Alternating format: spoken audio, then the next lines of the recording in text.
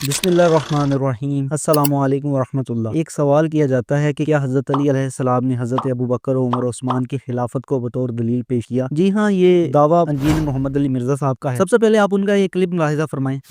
نہج البلاغہ سے چوتھا خطبہ، خلفائے ثلاثہ کی توثیق مولا علی علیہ السلام کی طرف سے، مکتوب نمبر 6۔ یہ خط ہے جو معاویہ بن ابی سفیان رضی اللہ تعالیٰ عنہ کے نام مولا علی نے لکھا جب انہوں نے بغاوت کی۔ جن لوگوں نے ابو بکر عمر اور عثمان کی بیعت کی تھی، انہوں نے میرے ہاتھ پر اسی اصول کے مطابق بیعت کی ہے جس اصول پر وہ ان 3 خلفاء کی بیعت کر چکے تھے۔ مولا علی اپنی خلافت کی دلیل کس کو بنا رہے ہیں؟ ان اصحاب کو کہ جنہوں نے ابو بکر عمر اور عثمان کو خلیفہ چنا۔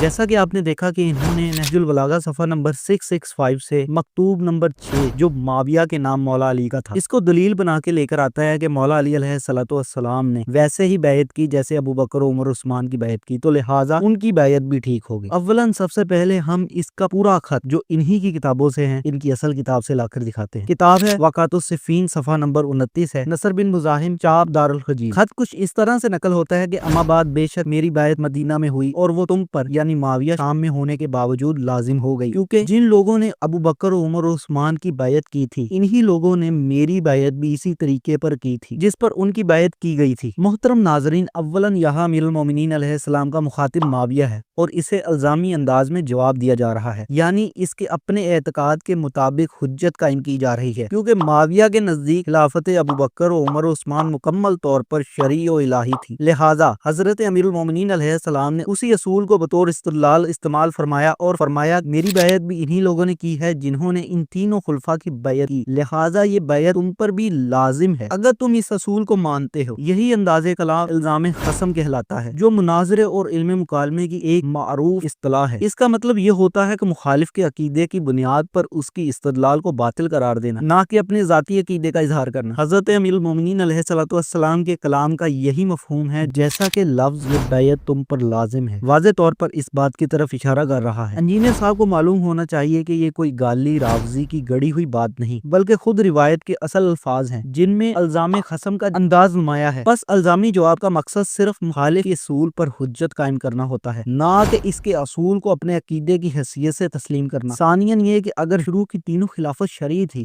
جیسا کہ سنی مناظر کا زعم ہے، اس خطبے کی روشنی میں تو بلا صحیح بخاری کی روایت کے مطابق امام علی علیہ السلام نے 6 مہینے بیعت ابو بکر سے گریز کیوں کی؟ یہ کتاب ہے صحیح بخاری، حدیث نمبر ہے 4240، جہاں پہ آپ واضح طور پہ دیکھ سکتے ہیں کہ مولا علی علیہ السلام نے 6 مہینے تک بیعت نہیں کی، جبکہ اس اصول کی روشنی میں تو سب سے پہلے امام علی علیہ السلام کو بیعت کرنا چاہیے تھا۔ لیکن ہم دیکھتے ہیں جب تک سیدہ سلام اللہ علیہا زندہ رہیں تب تک امیر المومنین علیہ السلام نے بیعت نہیں کی۔ ثالثاً خود حضرت عمر کے نزدیک بھی حضرت ابو بکر کی بیعت حادثاتی تھی۔ یہ ملاحظہ کرے کتاب صحیح بخاری حدیث نمبر 6830۔ عمر صاحب فرماتے ہیں انما کانت بیعت ابی بکر فلتہ، تو جب یہ اتنی مثالی خلافت تھی تو بیعت حادثاتی کیوں؟ چنانچہ ان حقائق کے پیش نظر اس مکتوب سے اصولی یا اعتقادی دلیل نکالنا درست طرز عمل نہیں ہے۔ پردہ ڈالنا چاہتے ہو، والسلام۔